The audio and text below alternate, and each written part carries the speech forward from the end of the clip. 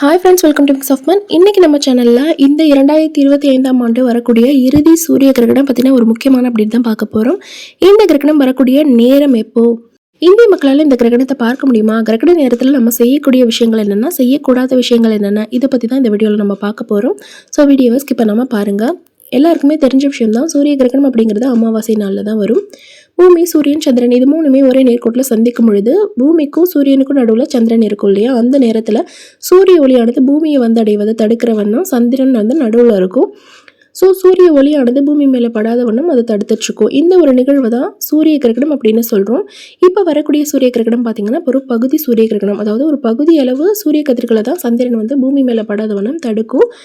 இந்த பகுதி சூரிய கிரகணம் வரக்கூடிய நாள் நேரம் என்ன அப்படின்னு பார்த்தீங்கன்னா, செப்டம்பர் 21 இரவு 10:59க்கு தொடங்கி அதே நள்ளிரவு 3:23க்கு முடிவடையுது.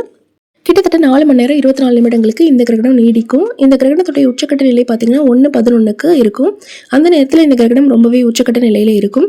இந்த கிரகணத்தை இந்தியாவிலேருந்து பார்க்க முடியுமான்னு கேட்டிங்கன்னா, நமக்கு இந்த கிரகணம் நடக்கிறது பார்த்தீங்கன்னா இரவு நேரம் அப்படிங்கிறதுனால நமக்கு அப்போ சூரியன் இருக்காது இல்லையா, நம்மளால இந்த கிரகணத்தை பார்க்கவோ உணரவோ முடியாது. உலக அளவில் ஒரே சூரியன், ஒரே சந்திரன், ஒரே பூமி தான். உலக அளவில் நடக்கக்கூடிய இந்த கிரகணத்தப்பையும் கர்ப்பிணி பெண்கள் சில விஷயங்களை ஃபாலோ பண்ணும்போது நம்ம சேஃபாக இருப்போம். அப்படிங்கிற பட்சத்தில் நம்ம என்னென்ன விஷயங்கள் ஃபாலோ பண்ணணும் அப்படிங்கிறத இப்போ பார்ப்போம்.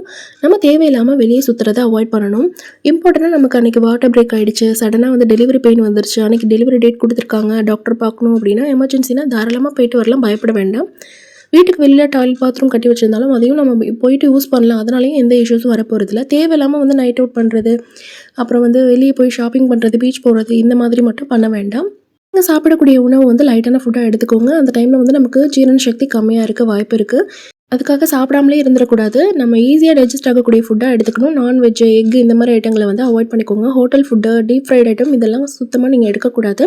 தண்ணீர் வந்து போதுமான அளவு எடுத்துக்கோங்க. தூங்குறதுனால பிரச்சனை வருமா, என்னோட அத்தை வந்து தூங்கக்கூடாது அப்படின்னு சொன்னாங்க, கை கால் வந்து அசைக்கக்கூடாது, அப்படியே படுத்திருக்கணும் அப்படின்னாங்க, கிரகணம் முடிகிற ஃபுல்லாக வந்து நான் எப்படி அந்த மாதிரி படுத்திருக்குது அப்படின்னு ஒரு சிஸ்டர் கேட்டிருந்தாங்க.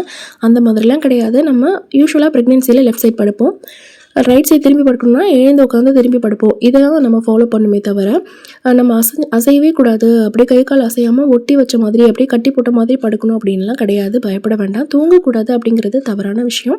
தூங்கும்போது நம்ம மனசு அமைதியாக இருக்கும், எந்த ஒரு குழப்பமோ பதட்டமோ இல்லாமல் இருக்கும். நம்ம குழந்தைய பற்றியோ நம்மளை பற்றியோ கிரகண நேரத்தில் ஏதாவது பிரச்சனை வருமோ அப்படிங்கிற மாதிரியான சிந்தனைகள் எல்லாம் இல்லாமல், நெகட்டிவ் வைப்ரேஷன் இல்லாமல் மைண்ட் வந்து காமாக இருக்கும். தூக்கமே வரல அப்படின்னா உங்களுக்கு பிடிச்ச புத்தகம் படிக்கிறதோ, பிடிச்ச இசை கேட்குறதோ, அல்லது பிடிச்ச தெய்வத்தை வழிபடுறதோ இந்த மாதிரி நம்ம பண்ணோம் அப்படின்னா மைண்ட் வந்து நல்லா காம் ஆகிடும், ஆட்டோமேட்டிக்காக தூக்கம் வரும்.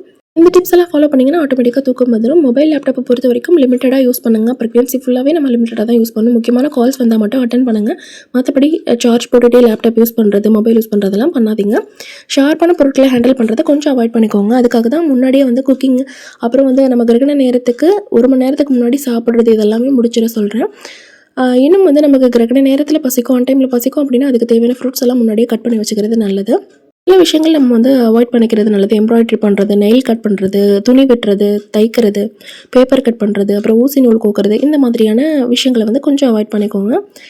இது ஆல்ரெடி நான் சொல்லியிருப்பேன் நிறைய வீடியோவில். புவியீர்ப்பு சக்தியில் வந்து கிரகண நேரத்தில் பயங்கர டிஃப்ரென்ஸ் இருக்கும். எந்த அளவுக்கு அப்படின்னா, ஒரு உலக்கையை நிறுத்தி வச்சோன்னா கிரகண நேரம் ஃபுல்லாகவே அந்த உலக்கை வந்து செங்குத்தாக நிற்கும், கிரகணம் முடிஞ்சதும் டக்குன்னு கீழே விழுந்துடும். அந்த அளவுக்கு பயங்கர டிஃப்ரென்ஸ் இருக்கும் புவியீர்ப்பு சக்தியில். ஸோ தவறுதெல்லாம் நம்ம கை கட் பண்ணிப்போம் அப்படிங்கிறதுனால தான் இந்த ஷார்ப்பான பொருட்களை ஹேண்டில் பண்ணக்கூடாது அப்படின்னு சொல்கிறோம்.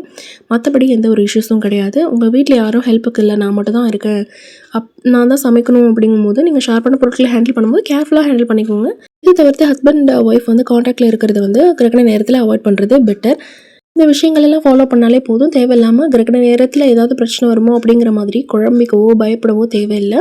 இந்த வீடியோ உங்களுக்கு பயனுள்ளதாக இருந்துச்சுன்னா மறக்காம நம்ம சேனலை சப்ஸ்கிரைப் பண்ணிக்கோங்க. கூடவே பக்கத்தில் இருக்க பெல் பண்ணி கிளிக் பண்ணிக்கோங்க. தேங்க்யூ ஸோ மச் ஃபார் வாட்சிங்.